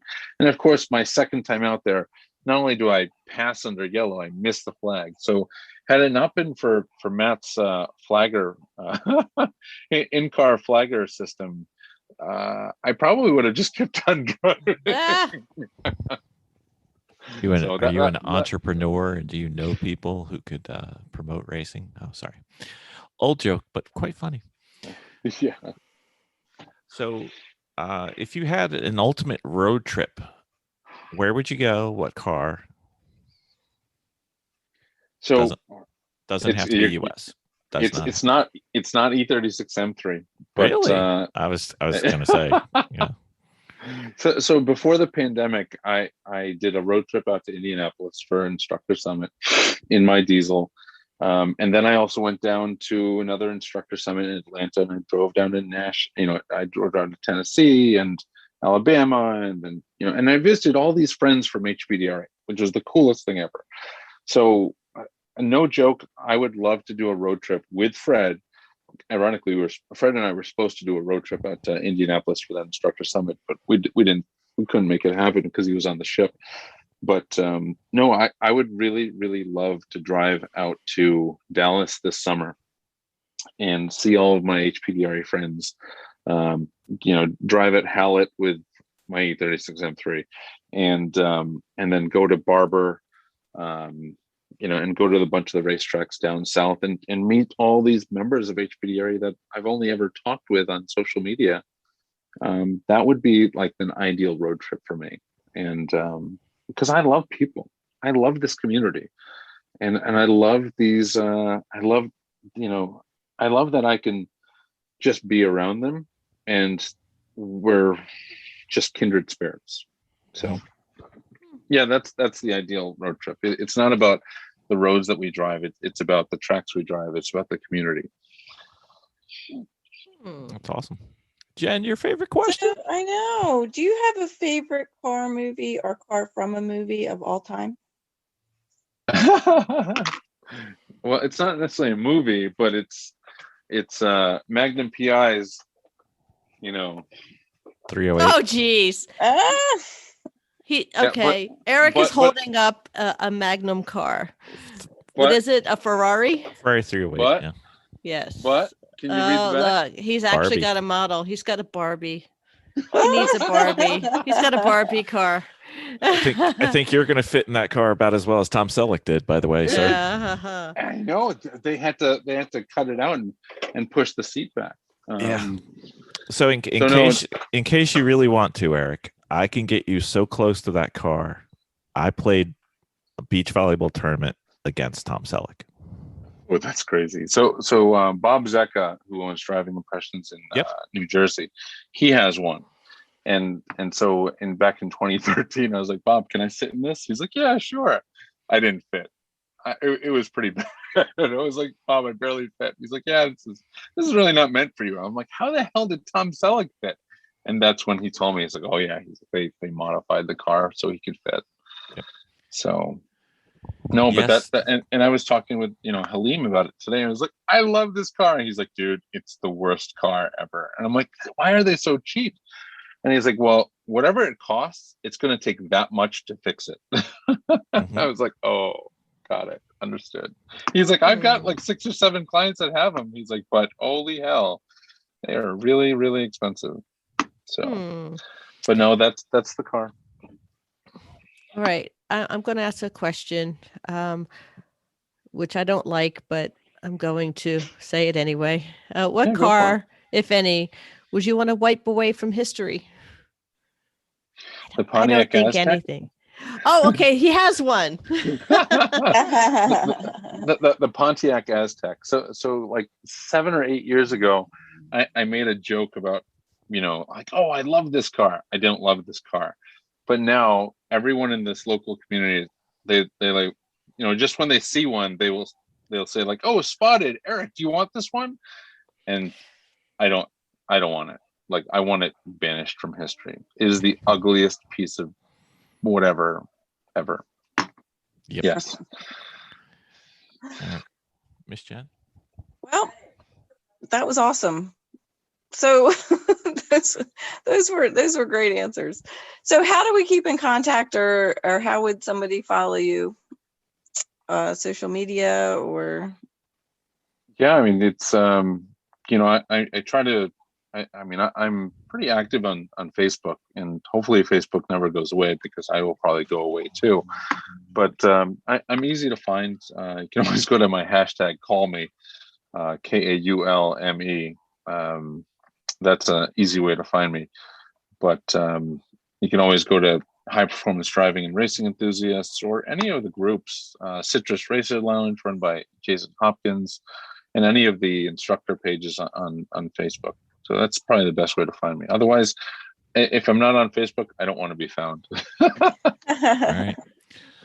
Well, Eric, if you don't have a problem with it, I think I'm going to make my first post in your HPDRE Fit group. And what are you going to say in the Fit group? Well, it's going to be about this podcast episode. Now, curious question: do do you not know about the main group? Oh no, I only know about that one. Do you have two? Are you serious? Yeah. So we have an HPDRE marketplace that has about 2,000 or 3,000 people. Then we have the secret group that is HPDRE, and that's 6,600 members. That's invite only, and I'm really shocked that you don't know about it because it's probably the best kept secret. I'll rope you in, and I'll send you a welcome letter. But that'd be great. What's interesting is we started it like 3 days before Jason Hopkins' Citrus Racer Lounge, and the focus was on retaining members in the high performance driving and racing community. My co-founder, he had just started sprint racing, and he's like, Eric, you're an instructor, you're well liked. I had another group called New England Tuner Society that I've been kicked out of, and I said to him, I was like, I want to start another group, but instead of getting people into the community, I wanted to focus on retention, and this is exactly what we've done over the last 6 years. Every day, we try to start quality posts. We try to get the discussion going with between 7 or 8 admins. You probably know one of my admins, Justin Lee, or maybe do you know Chris Losnicki? I know the name. I don't think I've met him yet. She is a instructor. She and her husband are instructors for NASA Great Lakes. I'm trying to think who else. Max Sterling is one. Mike Paisan, Mike Torricelli, Randy Slomian, Paul Zaricta. He's down in Mississippi. So we've got admins from all over the country, and as mentioned before, we have stickers, and the stickers are actually made by Autocross Magnets, a guy named Scott Wright, and Scott was the first recipient of our Helping Hands fund about 2 years ago. So I mentioned that fund before. That fund started because I had an accident on the racetrack. I had hit the wall at the local racetrack. I got a concussion, hit the wall at 48 miles an hour, and people said, like, hey, Eric, you can't leave our community. We really need you. You're a guiding light. And before I knew it, I had $1,200 of PayPal funds. And so, of course, I sat on the funds for a bit. I'm like, I don't need this money. What the heck do I do with it? And so I was like, what? I'm gonna give back to the community. And so I went out and bought these T-shirts that I have, and I've got these T-shirts here, and I just started selling them. And we take the gross proceeds, not the net profits, but the gross proceeds. We throw them into a fund, and then go out and buy some more T-shirts. And so that's just what we do. So we buy T-shirts, we buy hats, and then just keep the fund going. And then so there are a number of people that they love what we do, and they're like, hey, let me give you a donation, or people like to tip me for my service and my businesses, and I take the tips and I'm like, here, just put it in the Helping Hands fund. And so the thousands and thousands of dollars that are in that fund, we partner with drivers and racers. We partner with racing shops like Discovery Parts and Pegasus and Track First in Ohio, and TMI Racing Products, like all these top shops across the country. I know I'm not naming them all, but and we say, like, hey, I want to send Sally Joe a gift certificate for $300, and they're like, all right, we'll match it. Or they'll say, all right, well, we'll give cost on our product, and we'll send the gift certificate. And so I'll say, all right, great. Let me send you, a check from our Helping Hands fund. And so we do this behind the scenes, and we do it because I think it's more pure to do it without fanfare. But I never, if I don't talk about it once in a while, no one ever knows about it. So I figured I would at least mention it here. Sure. So, well, it's still a secret since it's on our podcast, so no problem. Yeah, and I'm shocked that you found me only from HPDRE Fit, but no, I think you'll be blown away by the quality content and the pro racers that are in that group. I remember when we started, we had like 2,000 introductions in the first 8 days. Wow. And and I was literally like, it was like drinking from like a fire hose. And and I welcomed every individual with a personal letter. My Facebook account got shut off because I was sending so many messages, but I kept on doing it. Right. And I think that's what created such a tight-knit community. They're like, who is this random guy sending me this 2-minute long read welcome letter? But the more and more they found out like who I was, they're like, oh, he's the wireless guy. He's good. He's good people. And so here we are today. It's fantastic. Well, thank you, sir. We hope you had fun. Please say hi to your friend. Make sure he'll still talk to us when we bump into him at the track someday. Fred is, no joke. He and I are the friendliest people you will meet. Well, I should say that we are the friends of the friendless. That's the way he and I operate. If we see someone that's not being talked to, we'll go up and say like, hey, what's going on? What's your name? And just what we do. And that's how you build community. For sure. And the racing community is a wonderful community. Yes, it is. Everybody Absolutely is. If you have the littlest bit of interest, please come out. We'd love to see you. Say hi to us. Say hi to Eric. Say hi to Fred. You bet. Say hi to everybody. Yeah, I will. I'll welcome you to the community, and feel free to invite your friends. The only thing I ask is that they have some high performance driving experience. Okay. Not a problem. All right. Well, thank you very much. Thank you, sir. You bet, have guys. a great night. Take care. You too. Right. Take care. Thanks for having me. Thanks. Bye-bye. Dominating with Dawson. I'm looking for a Dominating with Dawson to go over a bit more jargon that Vicky and I may not be fully clear on. If only Ben was here. Sounds like a suspicious character. I don't know. Well, I'll see if I can find him. He's a good Hello? guy. He's a good guy. Well, he's decided to make an appearance. What's up? What is this? What is this term? I love terms. Hey, Ben. Is it a term of endearment? Well, I don't. In the way that it was said, I don't believe it is. Spicy. Let's get into it. The term of the day is liftoff oversteer. Oh, wow. Gosh. Huh. Man, that's a loaded term for me. It's one of these ones I've always heard the legend of all the time. Like, oh, watch out, you'll get liftoff oversteer. I have never experienced this phenomenon. I would love to. Like, I think to me, it sounds like if I had a car that would just give me a little bit of oversteer, if I just burp the throttle, that would be so much fun. That would solve all my family problems. Give me some loose. I don't know. I hear it's a problem that's endemic more in front drive cars. Have you heard that? No, but that doesn't mean it's not true. Porsches? You're thinking Porsches? I'm thinking I had 6 or 7 different people in the first 2 hours at Road Atlanta say, do not lift off in turn 12, or you will end up going ping-ponging down the walls, left to right, to left to right, to left to right, because the car will just come around.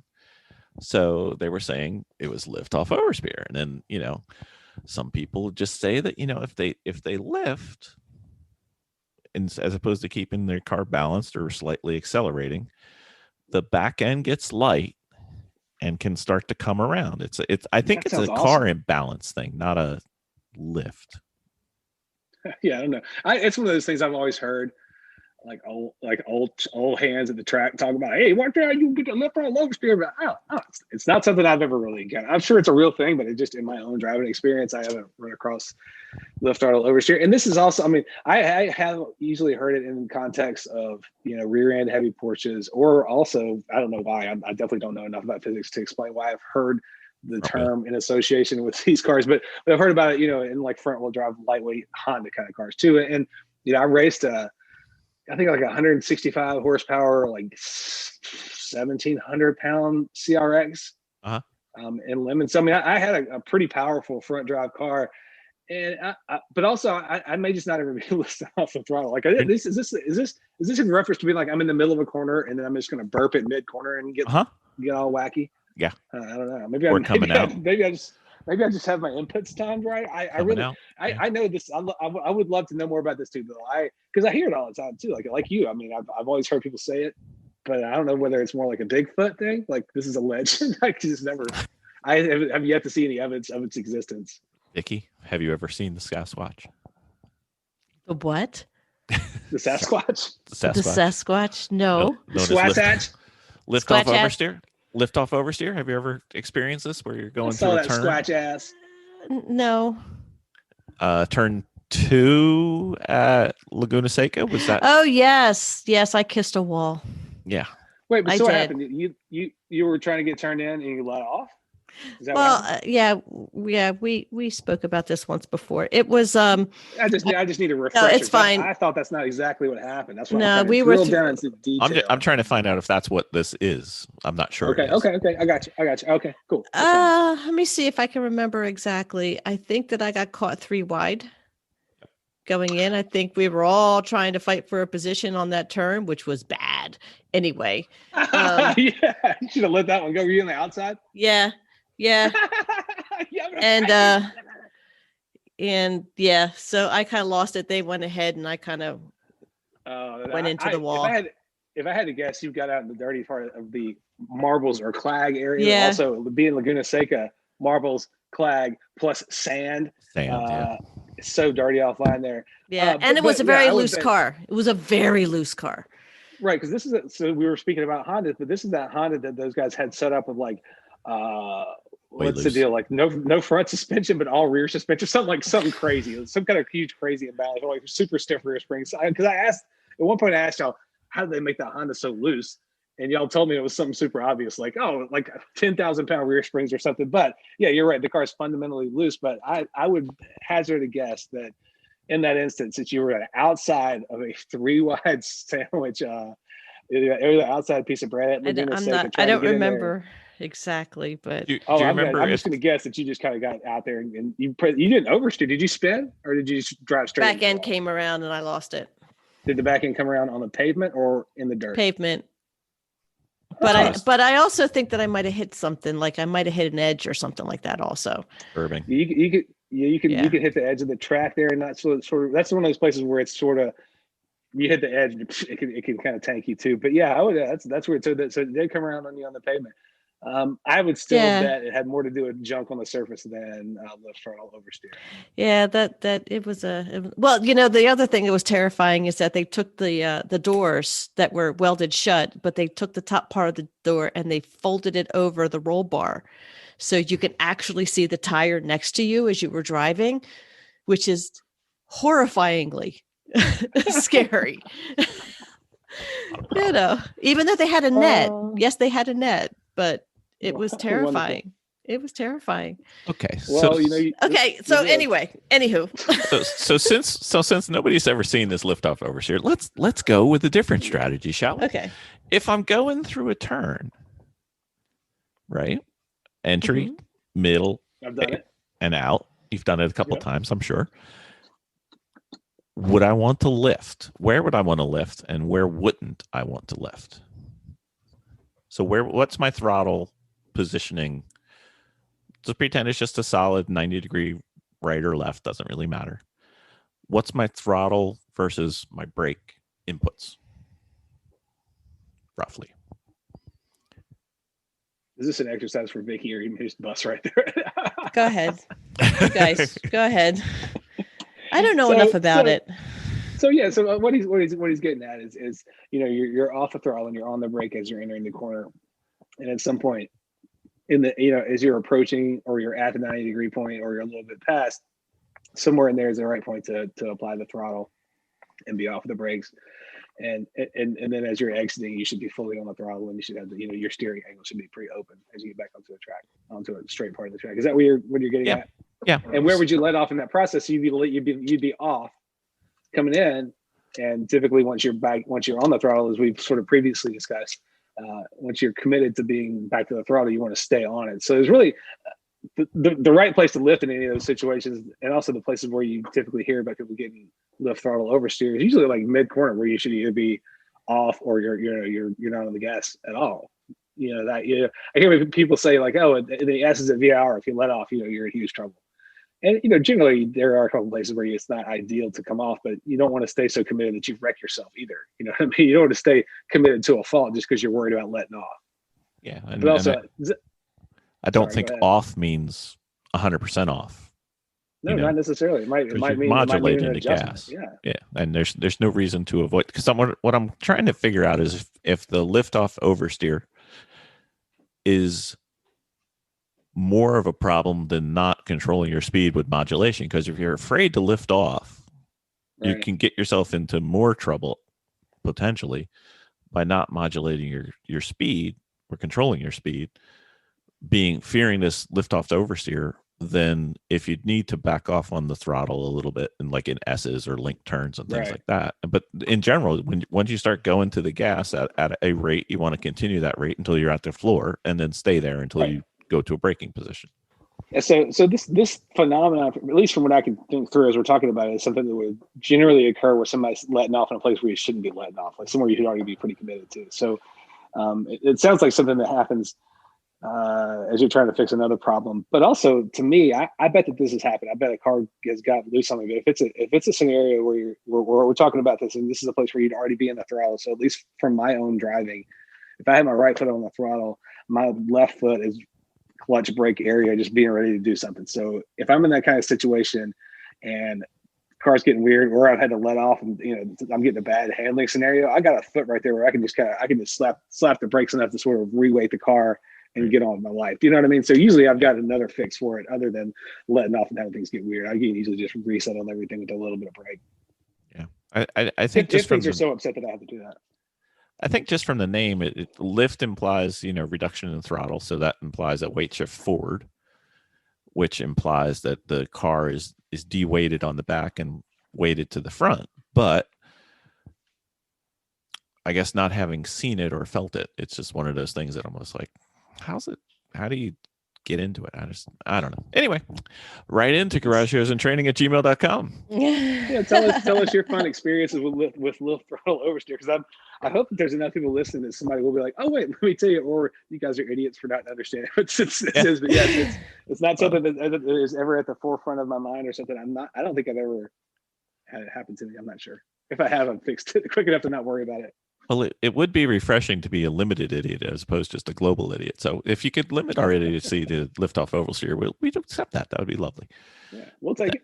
Thank you, Ben. Thank you, Ben.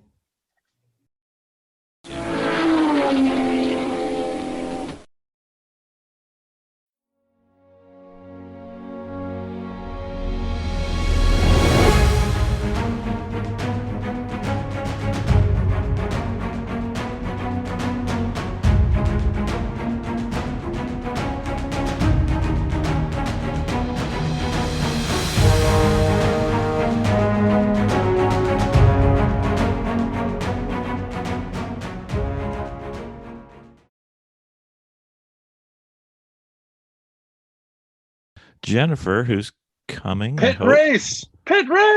Yeah, That's right. That is. Just watch our car go off into the grass. I'm gonna be there in just a few weeks myself. Was that what that is? Is that the loop? Oh, That is it. So, Bill, there? I got the doc now. There we go. Yeah. Yeah, that was. There she goes. That's me. It's almost like it's like a pinball game or like a Yep. Seems- You saw seems that? like it. and you just go flying off to the side, Yeah, I was trying to save the car. Well, if you would have looked for the other car, you would have saved the car. Yeah, See, Jen, it's not just you. it's not just me. Look, there's me. See, Oh. watch Vicky. Watch her. She's on the right hand side. Now she's going left into the other car. She I went. realizes Oh crap! oh my god, there's somebody right there. Oh my god. That's right. Show I'm that not one more doing time. that. Oh, trust me, it's going to be on for the It's on entire loop. podcast. It's loop. It just keeps going. Pit race, by the way, and then she's off into the grass. She was actually coming into the pit on that lap. But Alan pitted for me. Yeah, that's what it was. So, anyway, that was fun. So I must apologize. You're going to get profile on me this time because I am at work still, and I can get into why I'm still at work still, but it's really boring. It's a bit of a nightmare. It is a bit of a nightmare so far. So can I tell them why? I doubt it, but you can try. Well, one of the reasons is that he has a person that he is working with who Oh no, we can't talk about this. That's and they well, it's somebody that is offsite. It's for the other company, and he decided to file share on Google Docs, and he Dropbox. yeah, on Dropbox, yeah, and he shared his entire Dropbox, and it melded in with Bill's, and he can't separate them because then it went into the time machine, and it went back and it erased all that stuff. So now he's got like 3 copies of both of their Dropboxes all connected, and he has to manually separate these things out now. And there's like years and years of files. Yep. FML, baby. FML. He's been working on this for a week. Video in a car, you can see Oh, what a the week. graphics do. This is Yeah. great. Started working on this last Monday, not like 2 days ago, like 9 days ago. We're Well, almost there. anything interesting you find? I haven't even looked at what's in the docs. I'm just trying to get them all because I have a combination of some docs, and I have 5 so far. I have found that I have 5 different desktops right now, which is fantastic. So Oh, wow. it's tremendous. Anyway, Terrible. It's we lost absolutely